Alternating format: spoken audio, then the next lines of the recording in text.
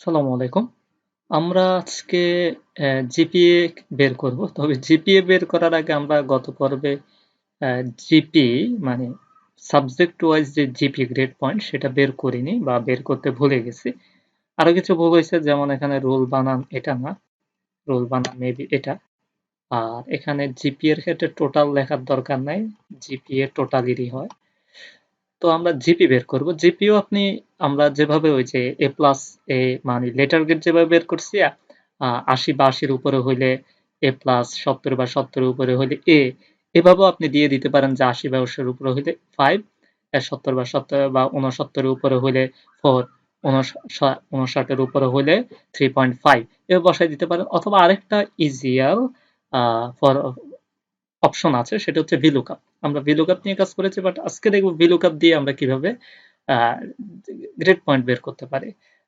সেটা হচ্ছে আপনার যেহেতু এখানে আমাদের অলরেডি VLOOKUP ব্যবহার করতে হলে অবশ্যই আপনাকে এই চার্টটা করা থাকতে হবে নাহলে পারবেন না। কারণ এই চার্টটাকে আমরা রেফারেন্স হিসাবে VLOOKUP এ ব্যবহার করব।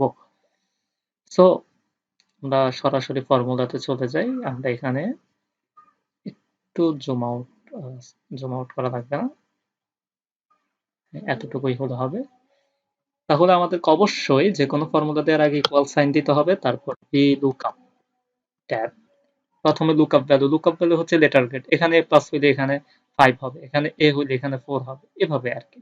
তাহলে এ প্লাস সরি লেটার গ্রেড, তারপর কমা দিচ্ছি লুকআপ ভ্যালুর পরে বলছে টেবিল অ্যারে, মানে কোন টেবিল থেকে আমরা রেফারেন্সটা নিব। আমাদের টেবিল অ্যারে হচ্ছে এই দুইটা লেটার গ্রেড আর গ্রেড পয়েন্ট, মানে এখানে এ প্লাস দেখলে এ দেখবে যে এ প্লাস এর পাশে কোনটা আছে 5 আছে 5 বসায় দিবে, এ দেখলে এর পাশে কোনটা আছে 4 4 বসায় দিবে। তাহলে টেবিল অ্যারে হচ্ছে আমাদের এই দুইটা কলাম, তারপর কমা দিয়ে দিচ্ছি।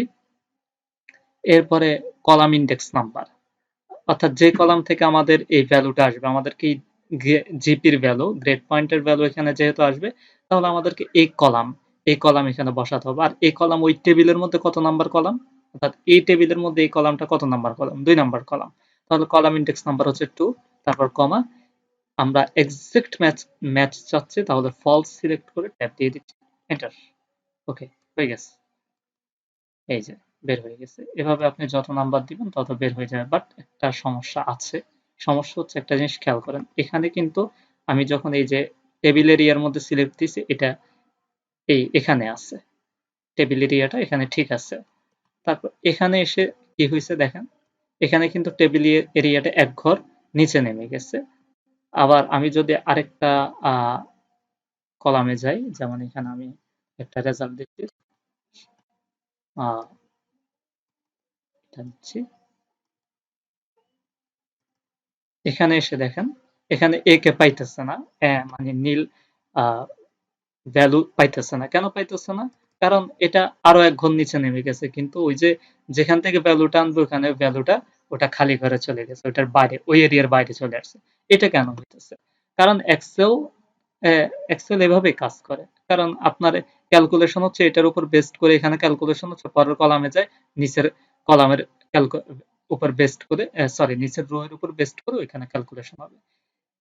এখন এই সমস্যাটা সমাধান করা যায় কিভাবে? সেটার জন্য আমরা কি করব? এই যে এই রেঞ্জটাকে লক করে দিব। এই রেঞ্জটাকে লক বলতে উপরের যে সেলটা, এই সেলটা লক করে দিলে হবে, নিচের দিকে আর নামার সম্ভাবনা নাই। সেটার জন্য আমরা কি করব? এখানে ডলার সাইন প্রোভাইড করব। সেল লক করার জন্য ডলার সাইন প্রোভাইড করব। আমরা এই এই সেলের আগে একটা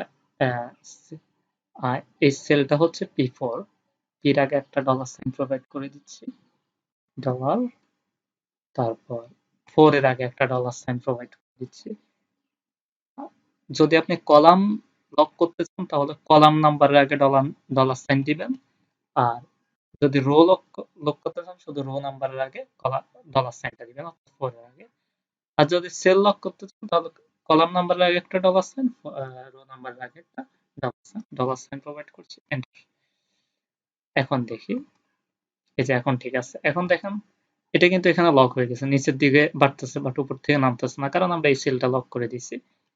আবার একইভাবে এটা দেখেন নিচের দিকে আরো এক ঘর আসছে বাট উপরে লক হয়ে গেছে।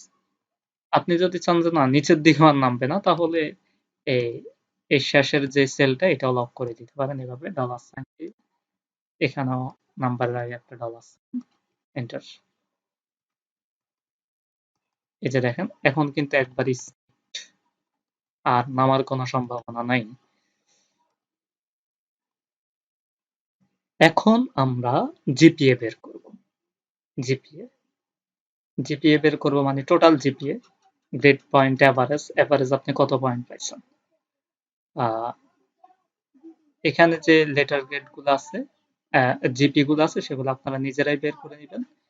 আমরা জিপিএ, গ্রেড পয়েন্ট এভারেজ বের না, আমাদেরকে গ্রেড পয়েন্ট এভারেজ বের করার আগে অবশ্যই গ্রেড পয়েন্ট গুলো বের করতে হবে। আমি এগুলো আপনারা বের করে নেবেন, বাট আমি রেকর্ড অফ করে বের করে নিচ্ছি যেন ভিডিও লম্বা না হয়। ওকে, আমাদের জিপি গুলো বের হয়ে গেছে, আমরা এখন জিপিএ বের করব। জিপি এর ক্ষেত্রে আপনি তো বলতে পারেন যে আমরা কি করতে পারি, এই যে গ্রেড পয়েন্ট গুলো, যতগুলো সাবজেক্ট আছে ততগুলো সাবজেক্টের গ্রেড পয়েন্টকে এভারেজ করে দিলেই তো জিপিএ বের হয়ে যায়। বাট আপনি যদি দেখা গেছেন যে অন্যান্য সবগুলা সাবজেক্টে অনেক ভালো জিপি পাইছেন, কিন্তু একটা সাবজেক্টে ফেল করে দিয়েছেন, কিন্তু এখানে তো আপনার গড়ে পাশ দেখাবে। তো এই সমস্যার সমাধান করার জন্য আমাদেরকে এমন একটা কন্ডিশন বসাতে হবে যে, প্রথম কন্ডিশন হচ্ছে এই সব এখানে যে তিনটা সাবজেক্ট আছে, তিনটা সাবজেক্টের যে কোনো একটা সাবজেক্টে যদি ফেল করে তাহলে আমাদের রেজাল্ট ফেল। আর যদি কোনো সাবজেক্টে ফেল না করে তখন গিয়ে আমাদের কি করবে, এই জিপি গুলো যোগ করে যতগুলো সাবজেক্ট আছে, অর্থাৎ এখানে তিনটা সাবজেক্ট আছে, 3 দিয়ে ভাগ দিয়ে দিবে। এখন এই মানে এই ধরনের একটা কমপ্লেক্স ফর্মুলা আমরা কিভাবে তৈরি করব আমরা সেটা দেখছি। অবশ্যই ফর্মুলা দেওয়ার আগে আমাদেরকে এখানে ইকুয়াল সাইন দিতে হবে। তারপর আমরা ইফ ফর্মুলা নিয়ে কাজ করব। ইফ ট্যাব, ইফ এর ভেতরে আমাদেরকে আমরা ইফ ফর্মুলা নিচ্ছি, কন্ডিশনাল ফর্মুলা। প্রথমে আমাদেরকে এটা এনশিওর করতে হবে যে আমাদের এখানে তিনটা সাবজেক্টের মধ্যে কোন একটা সাবজেক্টে ফেল আছে কিনা, অর্থাৎ 33 এর নিচে কোথাও নাম্বার আছে কিনা। কোথাও যদি 33 এর নিচে, প্রথমে এটা এনশিওর করব। প্রথমে কন্ডিশনটা হবে এই তিনটা সাবজেক্টের যে কোনো একটা সাবজেক্টে যদি 33 এর নিচে নাম্বার থাকে তাহলে প্রথমেই ফেল। আর যদি না হয় যে না, সবগুলাতে না ঠিক আছে, 33 এর থেকে উপরে আছে, তাহলে পরবর্তী ফর্মুলা কাজ করবে যে এখানে জিপি গুলাকে যোগ করে 3 দিয়ে ভাগ দিয়ে দিবে, বা 4টা সাবজেক্ট হলে 4 দিয়ে ভাগ করবে।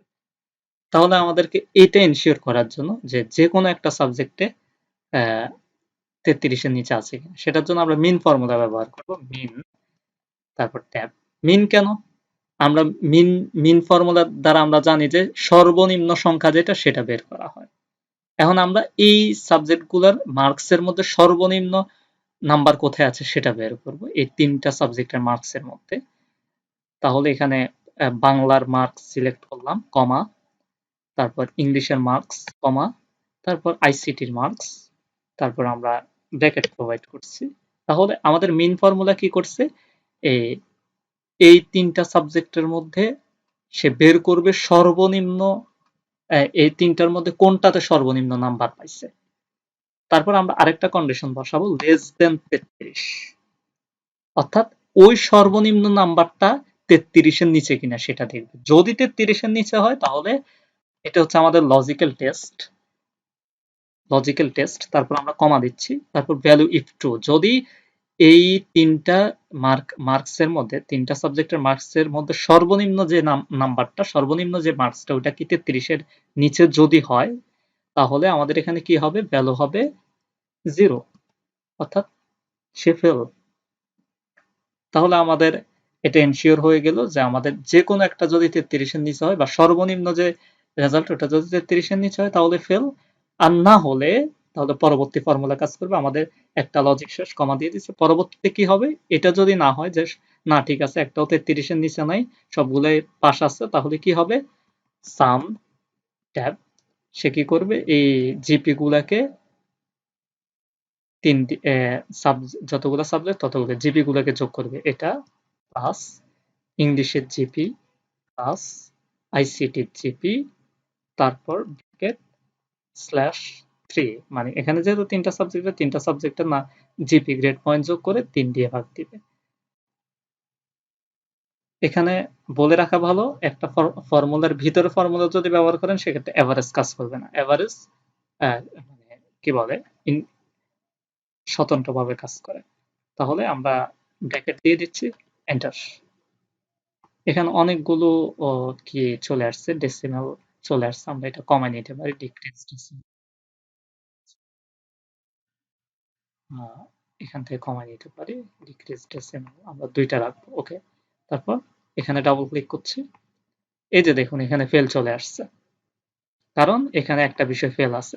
এটাকে যদি আমরা পাস করে দেই, ধরেন 33 দিয়ে দিলাম, এখন দেখুন এখানে রেজাল্ট চলে আসছে। যে কোনো একটাতে যদি আপনার ফেল হয় তাহলে ফেল আসবে, আর না হলে ফেল না হলে সবগুলা সাবজেক্টে যদি পাস আসে তখন গিয়ে পাস হবে। যেমন আমি কিন্তু 4.17 অনেক ভালো নাম্বার পাইছি, কিন্তু আমি যদি এর একটা বিষয়ে ফেল বানাই দেই, যেমন এখানে 65 থেকে আমি 25 বানাই দিচ্ছি, দেখেন ফেল। অথচ গড়ে কিন্তু কি আসে, 5 যোগ 4 9 যোগ 0, তাহলে গড়ে কিন্তু 3 পয়েন্ট আসে, 9 কে 3 দিয়ে ভাগ দিলে 3 হয়। বাট একটা সাবজেক্টে ফেল করার কারণে সে ফেল। এটা হচ্ছে এভাবে আমরা জিপিএ বের করতে পারবো। আর এরপরে হচ্ছে এখানে লেটার গ্রেড। লেটার গ্রেড তো আমরা এর আগে যে লেটার গ্রেড যেভাবে বের করছি এভাবে বের করে নিতে পারেন। বা এখানে কন্ডিশন বসায় দিবেন, যদি কি হয়, এখানে জিপি যদি 5 5 এর সমান হয় তাহলে এ প্লাস, তারপর 4 বা 4 এর বেশি হইলে 4 গ্রেটার দেন অর ইকুয়াল 4 হইলে তাহলে কি এ, তারপর 3 অথবা 3 এর বেশি হইলে, তারপর 3.5 বা তার বেশি হলে তাহলে এ মাইনাস। এভাবে আপনারা একটা কন্ডিশন বসায় দিয়ে লেটার গেটটা বের করে নিতে পারবেন। তো এতটুকুই। ধন্যবাদ সবাই।